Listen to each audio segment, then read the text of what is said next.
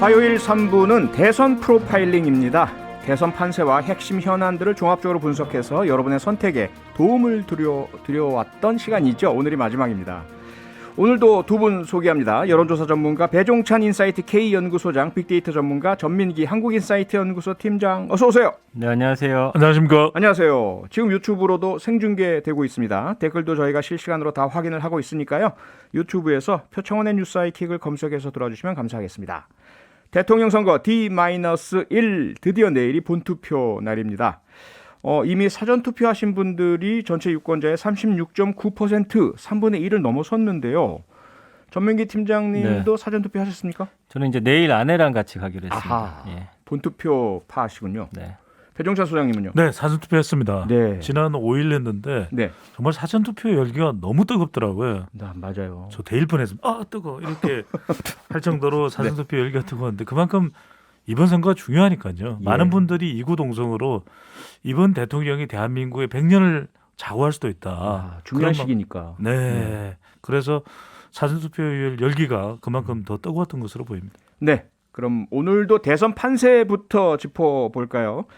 배 소장님, 네. 그동안 양 후보 간의 지지율 격차가 깻잎 한 장 차이다, 깻잎 반 장 차이다 이런 예. 표현을 많이 써오셨는데 이제 대선을 하루 앞둔 오늘 역시 마찬가지인가요? 네, 그렇습니다. 우리 대선 프로파일링 시간을 통해서 제가 3월 9일 날도 표심이 바뀔 수도 있다 이런 이야기를 한 3, 4개월 전부터 말씀드렸거든요. 예. 그래서 이제 우리 청취자분들도 우리가 또 인기 프로그램이니까 고개를 갸우뚱하시는 분들이 많았어요. 아하. 에이, 설마 그럴까. 네. 이전에 대선 보면은 한 30일 전이나 공식 선거운동 들어가면 거의 이 대세가 굳어지더라 이런 말씀만 이번은 저도 모르겠어요. 아하. 정말 모르겠습니다. 많은 예. 분들이 전화가 걸려오고 또 누가 될 것 같아 물어보시는데 네.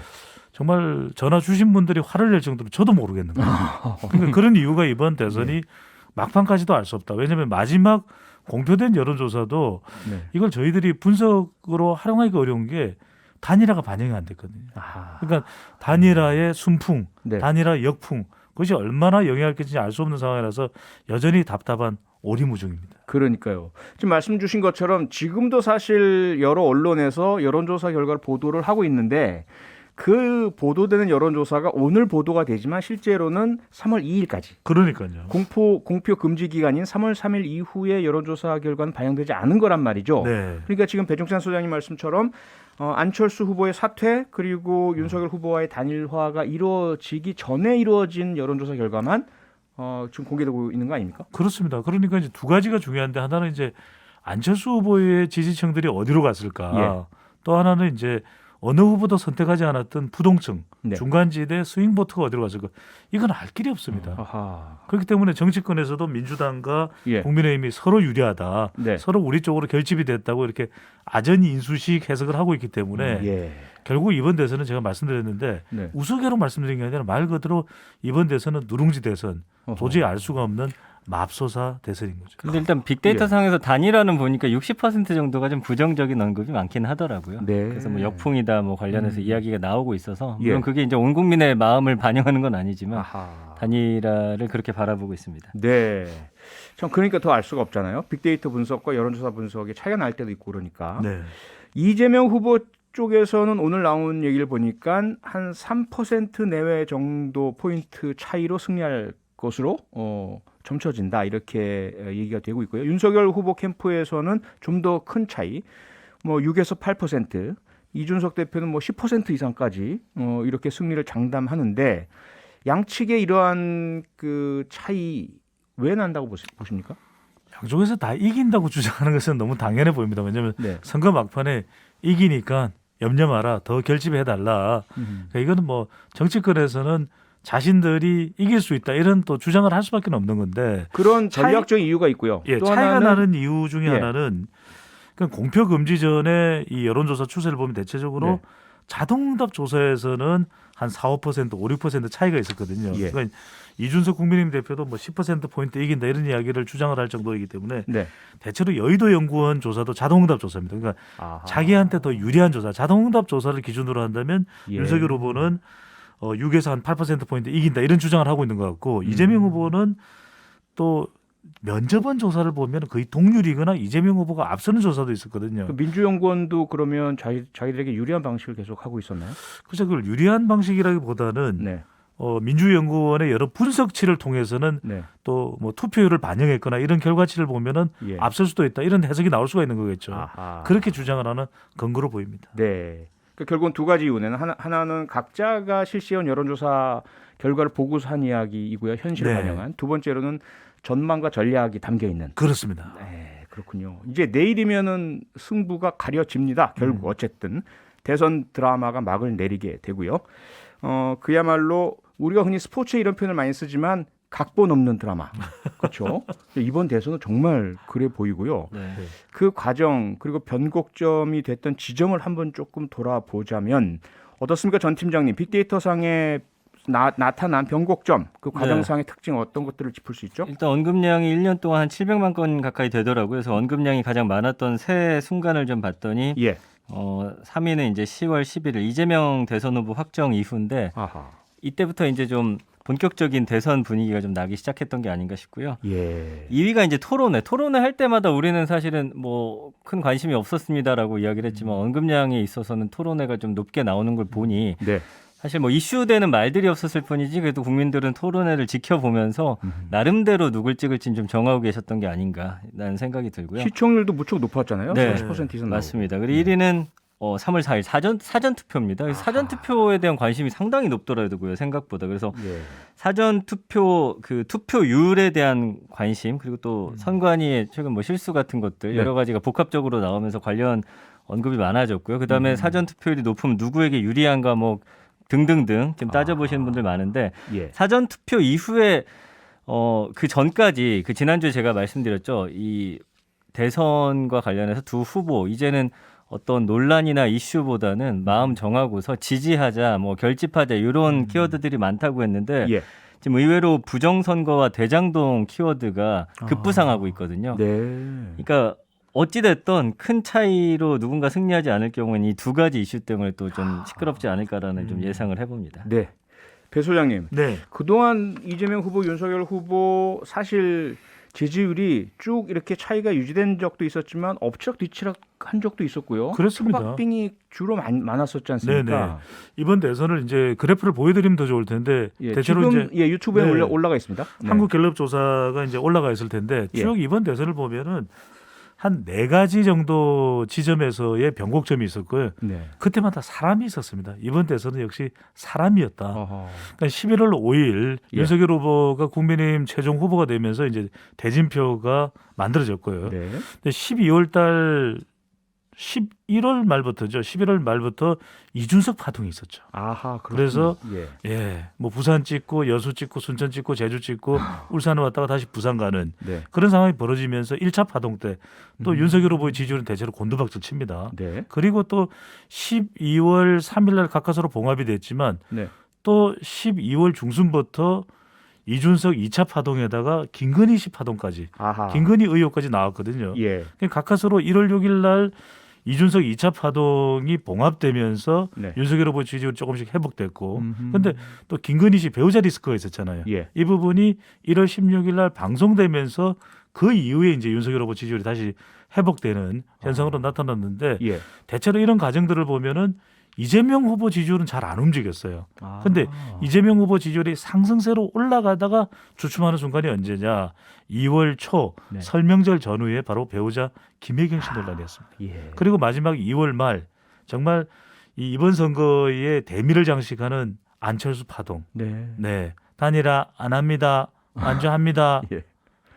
단일화로 결정할 수밖에 없는 상황이 생겼습니다. 아하. 이렇게 되는 바로 안철수 파동까지 이어지면서 네. 바로 이때가 또 공교롭게도 여론조사 공표 금지 첫날이었거든요. 그렇죠. 그러니까 그렇죠. 조사 결과는 도저히 볼 수 없는 미궁 속으로 빠지는 이런 사람 파동이 이어진 대선이었습니다. 네. 아니 지금 배 소장님 말씀만 들어도 그야말로 각본 없는 드라마. 네. 예. 그 변곡점에 따라서 출렁출렁하는 그런 판세가 그대로 읽혀지는데요. 여기서 저희들 잠시 광고 듣고 바로 돌아오겠습니다. 네, 대선 프로파일링 배종찬 인사이트 K 연구소장, 전민기 한국인사이트 연구소 팀장 두 분과 함께 대선 판세와 그동안의 변곡점들 여기까지 어떻게 왔는지 계속 짚어보고 있는데요. 배 소장님, 네. 이 각본 없는 대선 드라마 그 첫 출발은 아무래도 국민의힘과 더불어민주당 양당의 당내 경선 아니겠습니까? 그럼요. 당내 경선에서부터 시작이 됐으니까 거의 예. 지난해 뭐 6월 이럴 때부터 이제 사실상의 대선이 시작된 것이나 다름없었는데 네.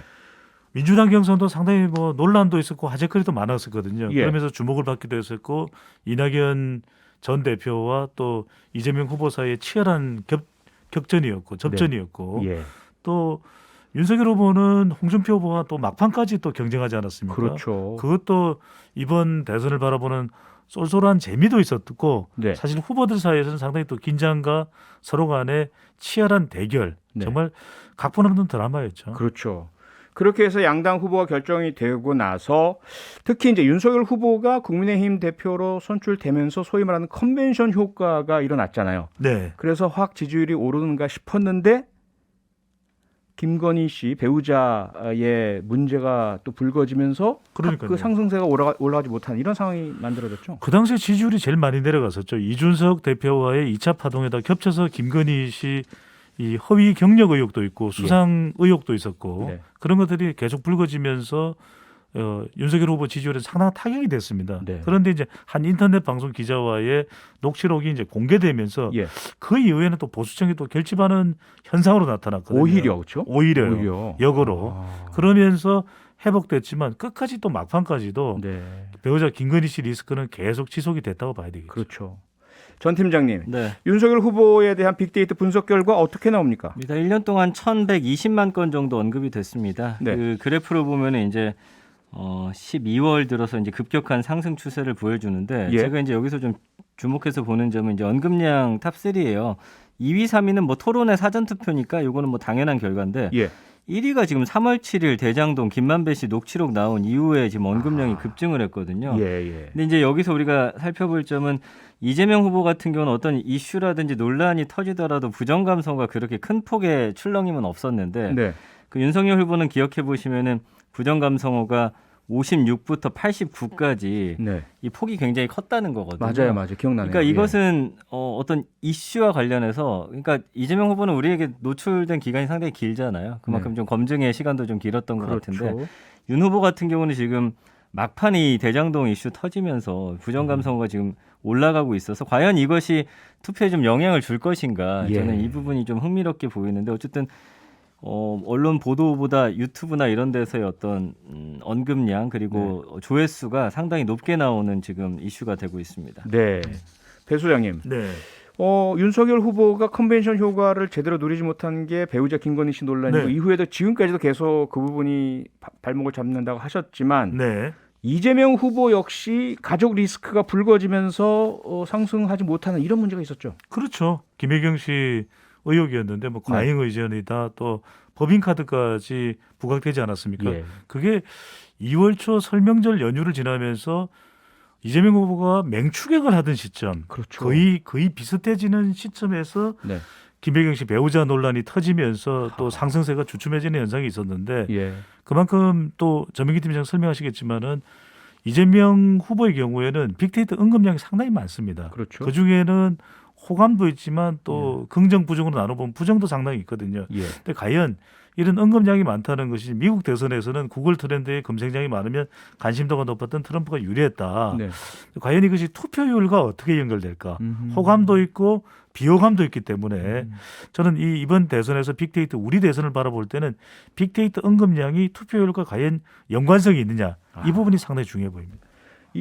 전민기 팀장님. 네. 자, 그러면 이재명 후보에 대한 빅데이터 분석 결과 알려주시죠. 네, 언급량이 2,500만 건이니까 우와. 뭐 윤석열 후보의 2배 이상 됩니다. 1년 그러네요. 동안은. 근데 최근에 이제 언급량이 엇비슷해졌다가 사전 투표 이후에 이재명 후보가 74만 건, 윤석열 후보 62만 건이거든요. 예. 일단은 그 마지막 여론조사에 좀 지는 걸로 나왔기 때문에 지지층들이 좀 더 결집해서 사실 아하. 지지하고 그 투표를 독려하는 움직임이 좀 더 강하게 보여지고 있어요. 네. 그리고 언급량 자체는 뭐 무난하게 나옵니다. 이제 3위 언급량 3위가 TV 토론회였고 2위가 대선 후보 확정됐을 때 1위가 사전 투표. 그래서 뭐 별다른 이슈가 뭐 이 논란이나 이런 거는 지금 보여지지 않고 있고요. 네. 지금 두 후보 감성어 비율이 똑같습니다. 거의. 그래서 아. 이 윤석열 후보는 22대 74.1이고요. 예, 이재명 후보 23대 73.8이어서 거의 같네요. 네, 이건 뭐 예. 지지층들의 결집으로 보여지거든요. 어쨌든 아까 말씀드린 대로 마지막 이슈가 누구에게 어떤 영향을 줄지가 네. 좀 가장 흥미로운 부분이고 말씀해주신 대로 언급량이 높은 게 미국 대선처럼 혹시 대선에 유리한 것 아니냐 뭐 이런 저도 질문을 많이 받고 있는데 네. 제가 분석했을 때는 지금까지는 언급량이 꼭 높다고 해서 당선이 꼭 되는 거는 아니었습니다. 예. 그렇군요. 우리 한국적인 특성이라 봐야 되겠네요. 근데 현재 이 빅데이터에서 저는 주목을 해볼 필요가 있는 것이 네. 이재명 후보와 연관되는 빅데이터 연관해서 이제 인물들이 있는데 예. 뭐 이낙연, 윤석열 뭐 관련이 있으니까 이제 나타나는데 문재인 대통령이 상당히 연관도가 높게 나타나거든요. 아. 저는 이 부분이 굉장히 주목해야 될 부분이다. 그러니까 네. 이재명 후보가 말하는 지지층의 결집이라는 것도 결국 문재인 대통령 지지층이 얼마나 결집되느냐 이것도 분명히 이게 정권 심판과 네. 정권 교체와 관련해서 영향을 줄 수밖에 없거든요. 예. 그러니까 결과적으로 빅데이터에서 의미하는 것은 이재명 후보와 문재인 대통령의 결집도, 네. 동반 결집도가 어느 정도가 될까 상당히 이번 선거에서 중요할 것으로 보입니다. 그러니까요. 좀 최근에 나온 조사 결과를 보면 현 문재인 대통령에 대한 지지도가 이재명 후보에 대한 지지율보다 훨씬 높게 나오지 않습니까? 그렇습니다. 그러니까 시간이 지날수록 대통령의 지지층들이 더 결집했는데 예. 이게 막판에 우리가 여론조사 결과를 볼 수가 없으니까요. 네. 과연 투표소로 가는 지지층이 되는지 예. 이 부분이 가장 이번 대선에 좀 주목해야 될 부분 여러 요인들 중에 또 중요한 또 핵심 요인이 아닐까 봅니다. 여론조사 공표 금지 기간에 일어난 또 하나의 변곡점이 있죠. 안철수 후보의 사퇴 그리고 윤석열 후보와의 단일화 이거 어떻게 작용할까요? 그러니까 이걸 사실은 빅데이터 상으로 보면은 관심도가 상당히 높습니다. 그런데 네. 이제 단일화가 아까 이제 전민기 팀장이 이야기한 대로 부정 감성이 더 높았다. 네. 그 이야기는 꼭 이것이 뭐 투표로 연결됐다 볼 수는 없다 하더라도 예. 단일화에 대한 순풍도 있지만 역풍도 있다고 봐야 되겠죠. 네. 그 정도가 어느 정도인지를 우리가 여론조사 결과를 볼 수가 없어서 알 수는 없지만 네. 막판에 있는 단일화가 순풍도 있고 역풍도 있다. 그렇다면 누가 이 단일화에 대해서 더 결집을 하느냐 지지층들이 위기가 됐든 아니면은 대세가 됐든 그게 더 중요하겠죠. 네. 네, 그리고 앞서 TV 토론 이야기를 했는데요. 관심 없다 하시더니 결국 시청률은 엄청나게 높게 나오고 네. 이후에도 무척 많은 논란이나 이야기거리가 나왔는데 TV뿐만 아니라 소위 3프로 TV를 포함해서 유튜브 채널에 후보들이 출연하고 또 관련된 이야기도 많이 불거져 나오지 않았습니까? 네, 이게 이번 대선의 특징 중에 하나였는데 경제 이슈가 또 중요할 수밖에 없었고 특히 이제 누구를 겨냥해서 출연을 했느냐. 예. 그러니까 경제 관련되는 유튜브 채널 같은 경우는 MZ 세대, 네. 개미 투자자 상당히 이번 대선에서 중요한 유권자층일 수밖에 없는 것이고 예. 또 하나 좀 더 친근감을 드러낼 수 있는 그런 유튜브에 나가는 경우에 여성 중도층까지도 공략할 수 있거든요. 아하. 그런 이유가 다른 대선보다는 더 강했다. 네. 왜? 자기 지지층을 결집하는 것도 중요하지만 그건 이미 결집이 돼 있는 것이니까 네. 더 중요한 건 MZ 세대 여성 중도층 MZ중을 겨냥한 활동들이 유난히 많았다고 볼 수 있는 것이죠. 전 팀장님 유튜브 네. 관련 빅데이터 분석해 보셨죠? 이게 보니까 이제 인기 동영상들 보니까 이재명 후보, 윤석열 후보 모두 네. 3프로 TV에서 이제 나왔던 정책 관련이에요. 이게 예. 진짜 이슈가 됐던 건 맞는 것 같은데 어쨌든 이제는 정치 관련 이슈도 다른 이슈들과 다 합쳐졌을 때 국민들의 관심을 받는 특정 이슈가 나와야지만 정치에 네. 대한 관심도로 좀 이어지거든요. 예. 그러니까 이것을 어떻게 네거티브로서 지금 국민들의 관심을 끌고 있는데 네. 네거티브 외에 호감도도 올리면서 이슈를 끌고 올 만한 것들 아하. 이제는 뭐 정치가 다른 이렇게 영역이 아니라 우리 네. 삶 안에서 다른 것들과 관심의 어떤 밥그릇 싸움을 계속해야 되는 네. 그런 영역이 되지 않았나 생각이 예. 듭니다. 결국은 정치와 정책도 재미가 있어야 하고 네. 유권자들이 들어주셔야만 이게 전달력이 생기니까 그렇습니다. 그러다 보니까 엔터테인먼트, 예능 이쪽과 결합 내지는 경쟁까지 그게 한다 이제 이 굉장히 말씀이죠? 중요해진 게 뭐냐면요. 예. 이슈라든지 어떤 논란에 있어서 뭐 경중을 따지었을 때 네. 뭐 잘못으로 치면 뭐 100부터 0까지 있을 거 아니에요. 예. 근데 이거 모든 걸 50으로 맞춰버리세요. 하하. 2, 30이면 올리고 네. 그 위에 있으면 내려가지고 어쨌든 관심을 갖기 때문에 네. 그런 전략도 좀 잘 짜야 되지 않을까 싶습니다. 네, 대선 후보 선택을 도와드리기 위한 대선 프로파일링 판세와 후보 분석 오늘로 끝입니다. 후보자를 선택하는데 얼마나 도움이 됐는지 궁금한데요. 여러분께 도움이 되었기를 바랍니다. 여러분의 한 표에 대통령 당선인이 달라집니다. 내일 꼭 투표하시기 바라고요. 아직 사전투표하지 않으신 분들은요. 네, 지금까지 배종찬 인사이트 K연구소장, 전민기 한국인사이트 연구소 팀장과 함께 했고요. 오늘은 대선 연설 광고로 인해서 표창원의 뉴스 하이킥도 여기에서 마무리하겠습니다. 내일은 대선 특집으로 특별히 3시간 동안 함께 하겠고요. 내일 오후 4시부터 5시까지는 유튜브 라이브로, 오후 5시부터 7시까지는 라디오 생방송으로 찾아뵙겠습니다. 평소보다 일찍 찾아온다는 점 꼭 기억해 주시고요. 쭉 내일도 MBC 라디오와 또 유튜브와 함께해 주시기를 부탁드리겠습니다. 전민기 팀장님, 배종찬 소장님 그동안 수고 많으셨습니다. 고맙습니다. 감사합니다. 감사합니다. 네, 여러분 내일도 더 높이 뉴스 하이킥 하세요. 평일 저녁 6시 5분에 여러분을 찾아갑니다. MBC 라디오 표창원의 뉴스 하이킥.